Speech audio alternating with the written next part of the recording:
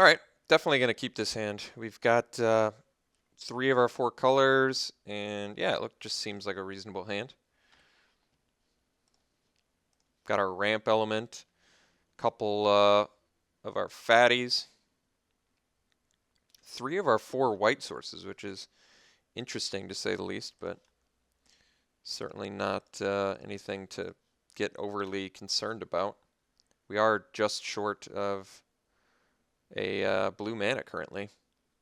I mean, I guess we sort of hinges on our Whisper of the Wilds staying alive in order for the Wild Call and Tuscalocedon to be playable, but ooh, Sure Shot's actually really nice since I can play that turn 3 off the Whisper and have Ferocious for the next turn. That's actually really convenient. And it kills Bondkin, well, soon, hopefully. And the thing is, if he kills Sure Shot, we still can cast Mandrills from the help with the Delve. So this turned into a pretty good hand. I feel like we're in a pretty decent spot here. And he's not outlasting, which is also interesting. All right, Savage Punch. So he wisely, very wisely, took care of our Whisper. But it's not like an emergency situation yet, thankfully. Since now we definitely want to play the Jungle Hollow, since we can go Sure Shot into Wild Call. More likely Sure Shot into Mandrills.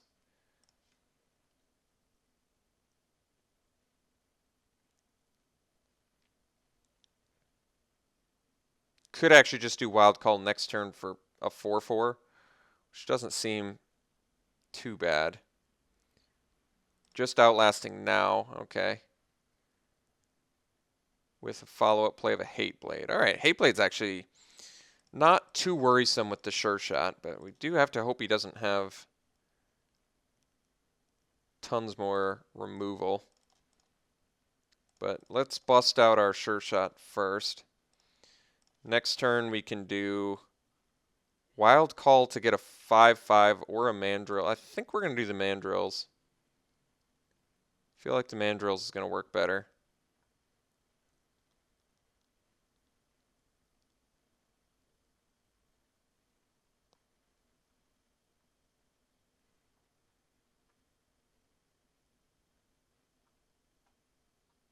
Huh.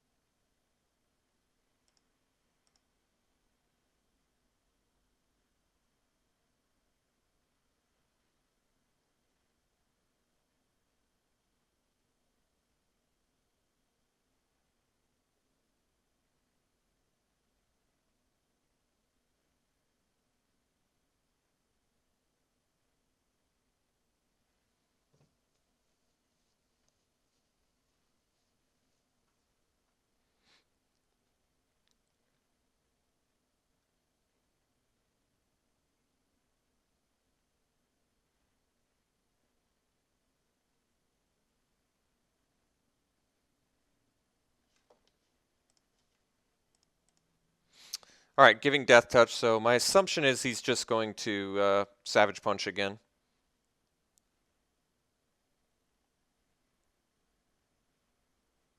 Okay. Well, still 2-for-1s himself, and it makes our Mandrills cheaper. So now the game plan is actually tapped Scoured Barrens plus Mandrills for 4. This way, I'm guaranteed to get my Colossedon next turn. I mean, I would have been guaranteed anyway since I drew the land, but oh, that's interesting. Okay.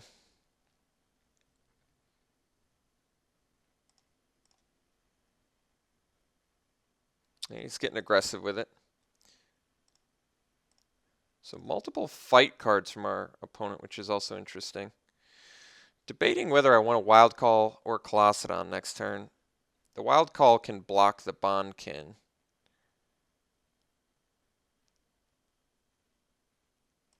He's got his own whisper. Interesting. Ooh, well, if I ever get a blue mana, that's going to be pretty useful. I think we just swing here. I actually think I play the Colossedon because I kind of want him to attack with the Bondkin again. And if he does have any last piece of removal, I want him to sort of use it on one of these. Because Wild Call is only going to get bigger next turn anyway. I mean, granted, yeah, he can just attack into our guy. But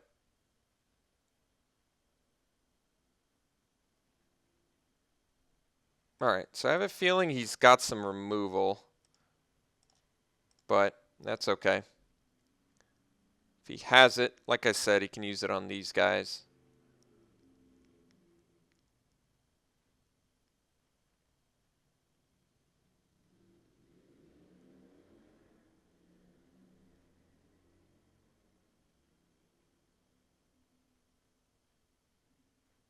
So he's got Ferocious Mana too, something to keep in mind.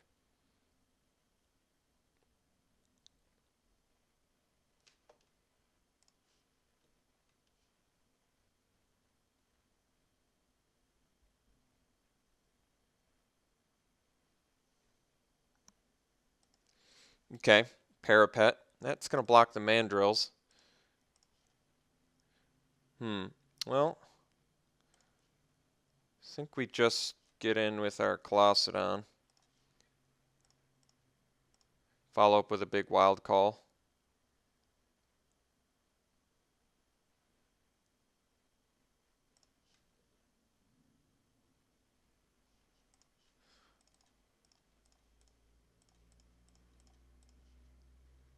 So we get a 7/7, which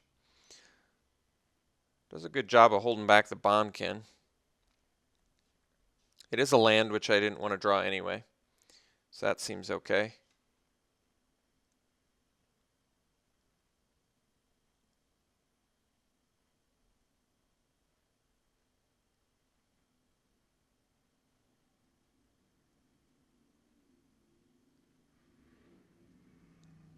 I'm trying to think what I can do about the Bondkin. I've got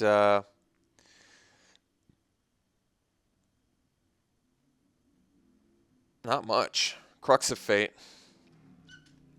which I essentially, I think, only want to use in an emergency situation.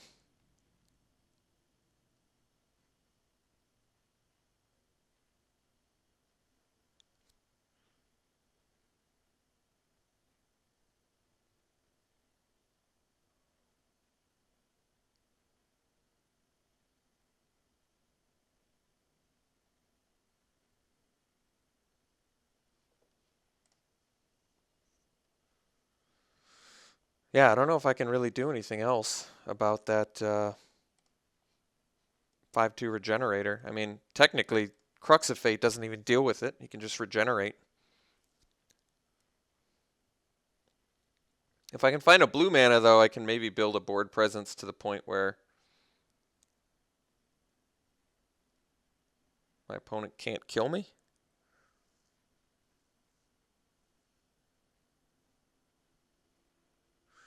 Oh, wow. Well, that's going to be a tough one to deal with.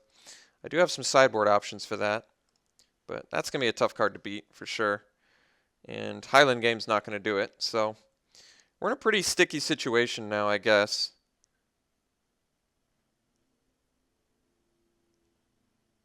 Guess I swing with... Gotta swing with the 7/7. Because I don't know how I beat Dramoka. Play the Highland Game, which can block the Bondkin at least. But we're still in... I'm going to pocket the Plains in case he's got a Skull Hunter, but we're in pretty big trouble here. I mean, I guess the good news is... What is the good news? The good news is...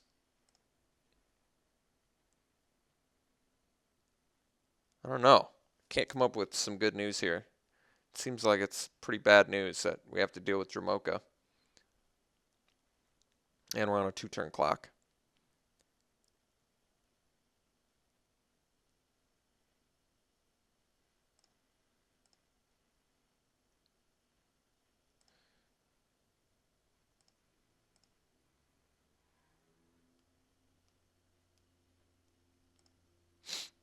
Yeah, I'm not sure what we can draw to get out of this, unfortunately. It seems like a pretty sticky situation.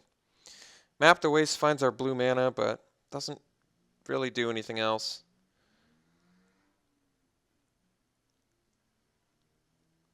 Guess we just die, unfortunately.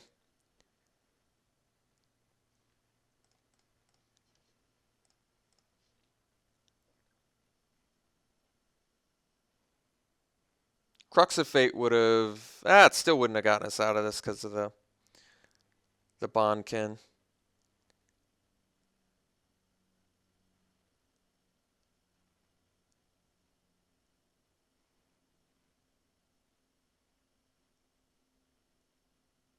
Wish I had become immense.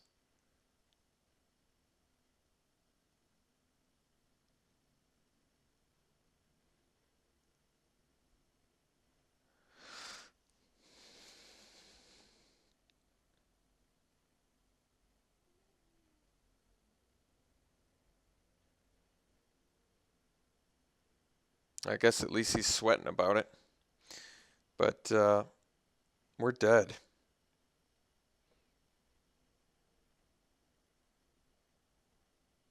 I mean, he's got regen, so I don't know why he would care either way.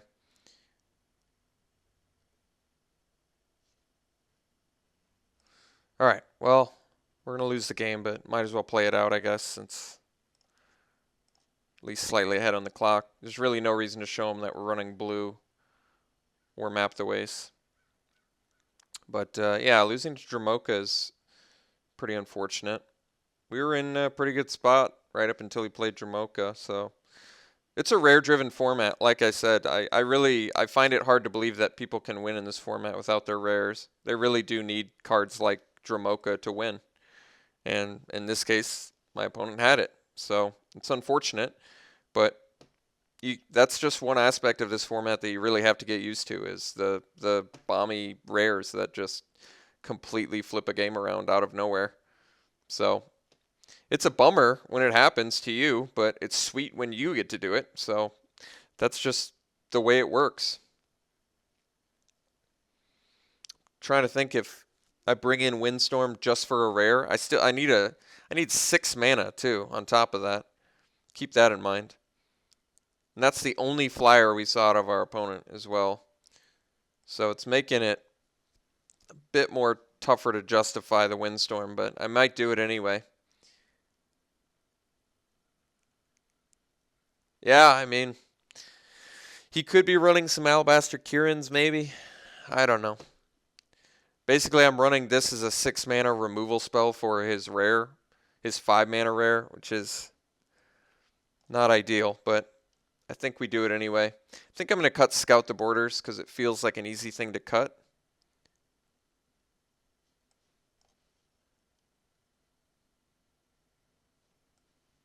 All right, let's try this out. We'll play first. We're going to keep this.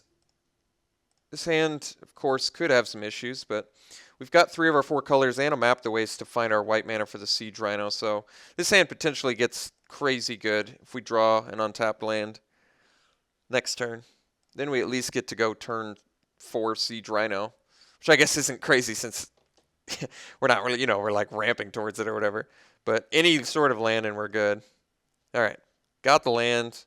Have all 4 color. Yeah, we're gonna have all 4 colors, and we're gonna have a nice turn progression. So I'm satisfied. We do need double black to eventually cast the Crux of Fate, but that's okay.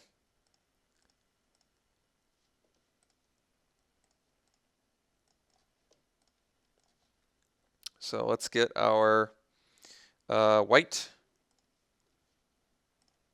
Now we're ready to cast Mr. Siege Rhino, which is a big old threat. Just outlasting, hopefully missing his land drop. Nope, not missing the land drop though. So next turn, he can potentially Outlast plus Savage Punch, but I'm not going to play around it. I don't see a clear reason to do that. Getting the black mana is there actually. The black mana there, rather, is actually kind of nice. Since we're at Crux of Fate point now, which is an actual out we could have drawn to his flyer. Next turn I get to hardcast Pine Walker, so even if he does have the nut Outlast plus Savage Punch, we still get to follow up with a 5/5, which presumably can still attack into his guy. So let's see if he gets to live that dream.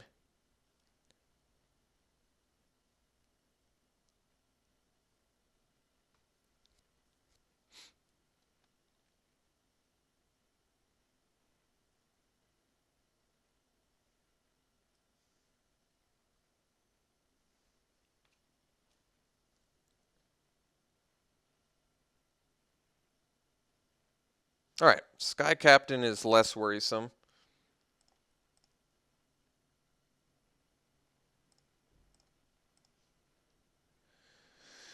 Let's see.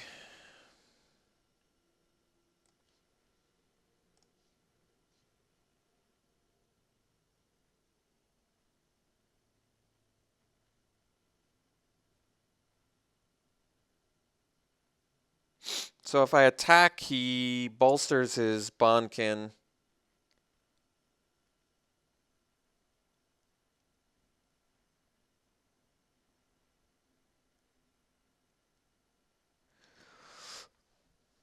Which is interesting. I can hold back. He doesn't know about Crux of Fate yet, so I can hope I can maybe just take a beating for a couple turns. I feel like that might be... See, the problem is if I attack with the Siege Rhino, he snap blocks with Sky Captain. He gets to bolster.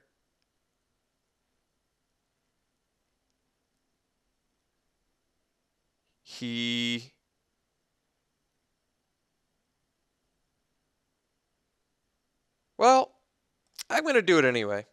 This is interesting. This is very interesting. So he gets to boost his guy, but now I feel like I actually don't progress my board. And I just hold out for Crux of Fate. Now, he's going to get to bash me for 5, but we're still ahead on the race. I've got him on a 4-turn clock. He has me on like a 6-turn clock, even with the extra damage per turn. So I feel like he's going to be more motivated to play creatures.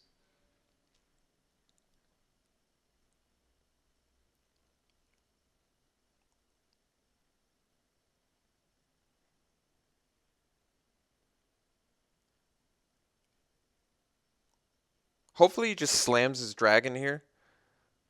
That would be probably the best we could hope for.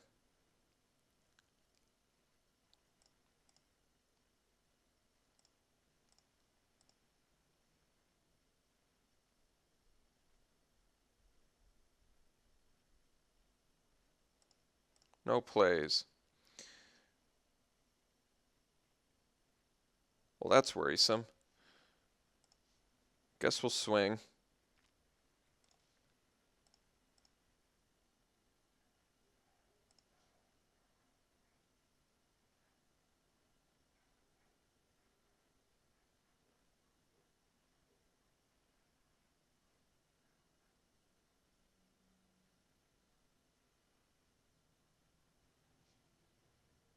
Plus Grim Contest.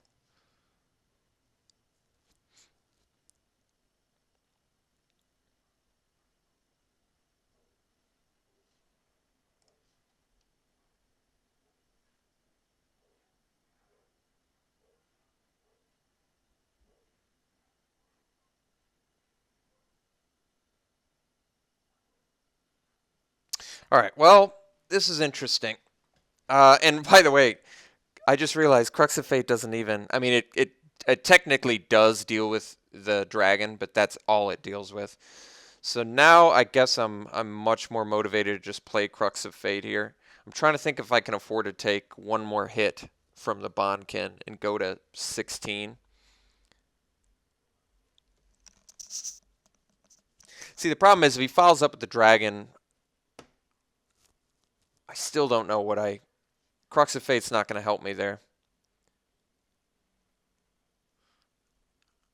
Do I use Crux of Fate as a one-for-one removal spell at this point? I mean, it's a pretty important one-for-one removal spell. The problem is it doesn't let me follow up with anything.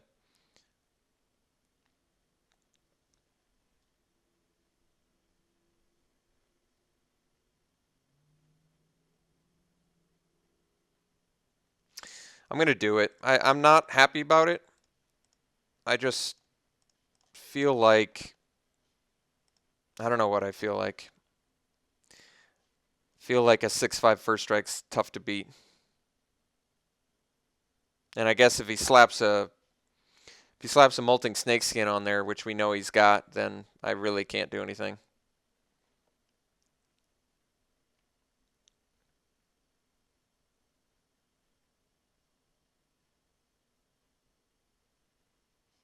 Okay. Morph is tolerable.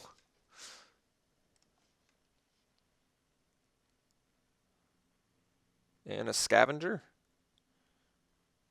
Well, I wish that I had known he had 2 creatures in his hand so I could save the Crux of Fate and take the 6 damage, but unfortunately I can't, I'm unable to predict the future, which is a pretty valuable asset to have, I would think, if you're a Magic player.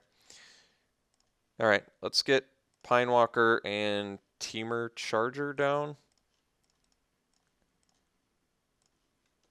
This way I can pretty comfortably swing into his stuff and maybe get some untap action going.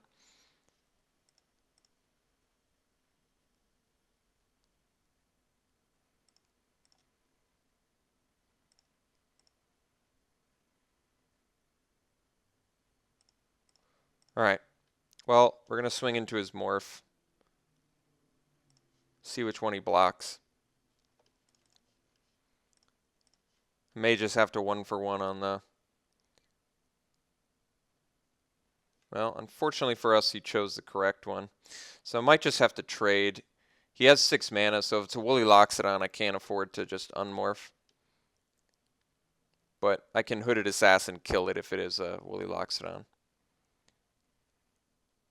Alright, unfortunately for us, it is a Woolly Loxodon. And I don't have the mana to unmorph plus Dragon Scale Boon, so he is going to get us pretty good here. I can, however, unmorph Teamer Charger with Boon. Boon, get some damage in. Problem with Boon is, yeah, that's not going to work too well, though, because then he can block with the Scavenger. I really, really, really wish my opponent had not chosen my Pinewalker. That really was a sad coin flip that I just lost and he just won there. A really sad coin flip.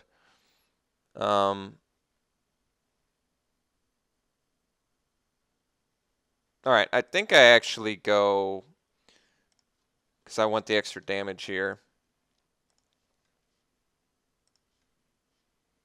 So you get us really harshly there, which makes me sad inside, but sadness inside is part of Magic, unfortunately. Let's just get this down, and then we'll pass.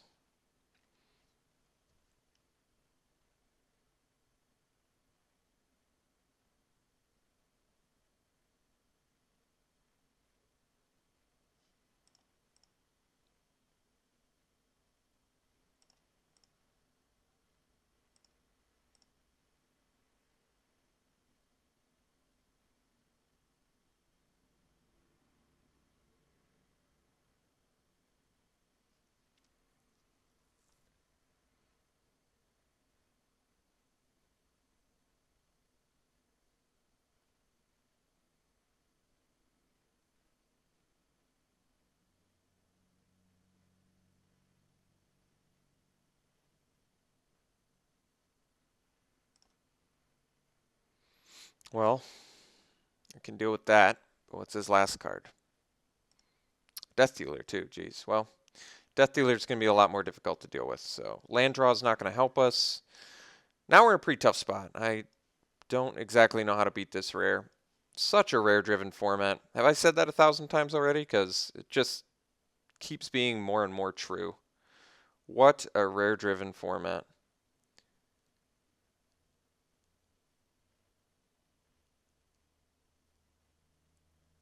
Yeah, I don't know what I can really do here. He's got regeneration mana, so I can't even really swing in. I think we just have to unhappily, very unhappily, accept this current board state.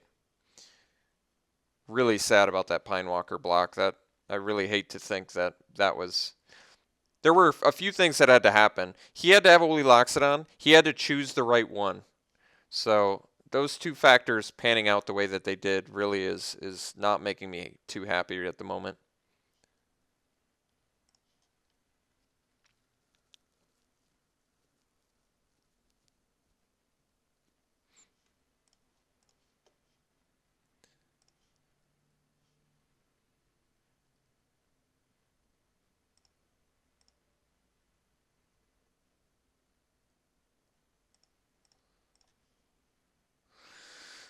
All right, well, Mystic is something.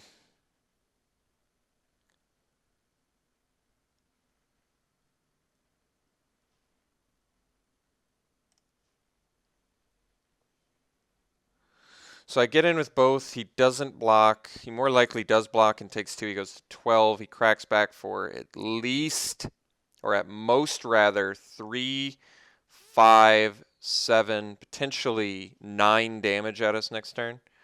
I'm likely going to want a chump blocker, so I think I just swing with the Teamer Charger.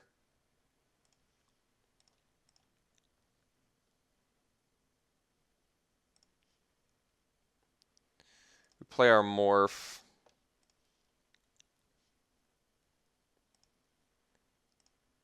We're going to chump block the Death Dealer. Hopefully he doesn't have an answer for the Morph.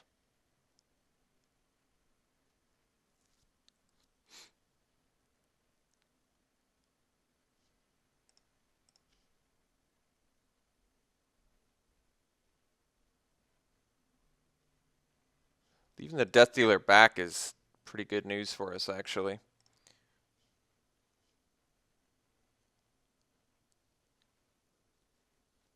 Really hoping it's not his dragon.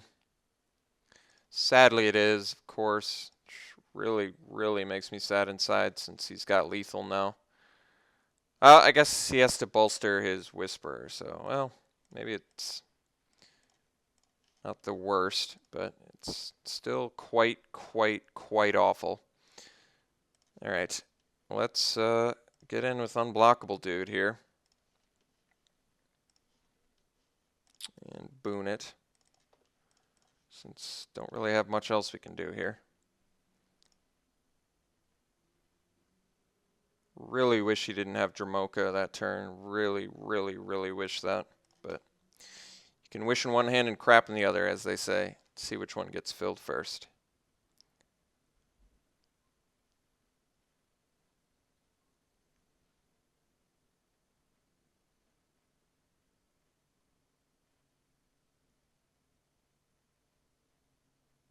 So if he attacks with both flyers, bolsters this, he has 2 blockers at least.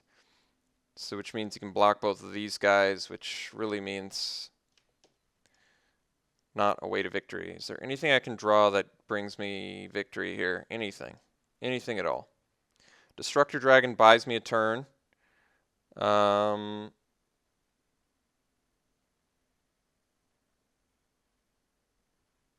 see nothing else that even comes close to bringing me back in this game. So I draw a Destructor Dragon. I likely still die because I can't think of a way. That's weird. Why do you swing with a 0-2?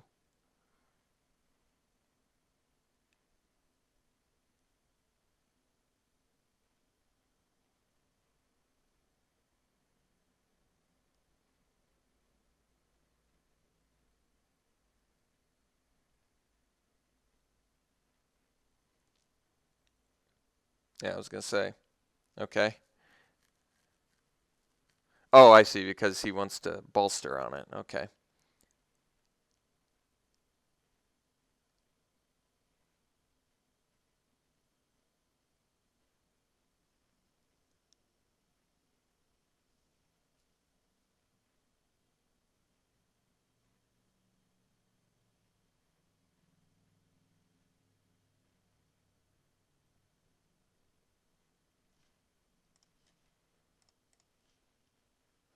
All right. He did finally settle on attack with everything.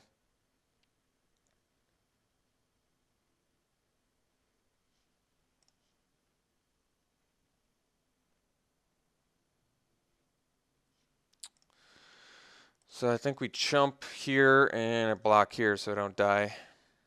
Although,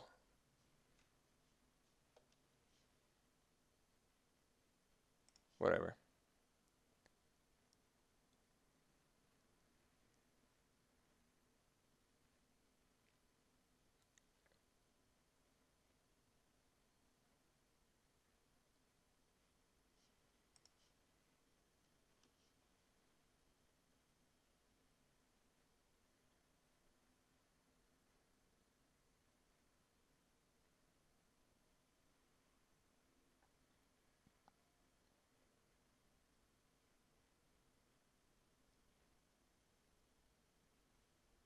All right. Well, unfortunate game. I really wish my opponent didn't do everything that he did this game, but my opponent did, and he beat me because of it. So I'm disappointed, surely, very disappointed. I really wish, like I said, that wasn't a Loxodon, and that he didn't choose my Pine Walker, and that my Crux of Fate killed more than one thing, and that my opponent didn't have two creatures after I played my Crux of Fate, and after he had just played two combat tricks in one turn. Yes, a lot of things I wish that did not happen in this match that did. So I'm going to accept that and move into round 3.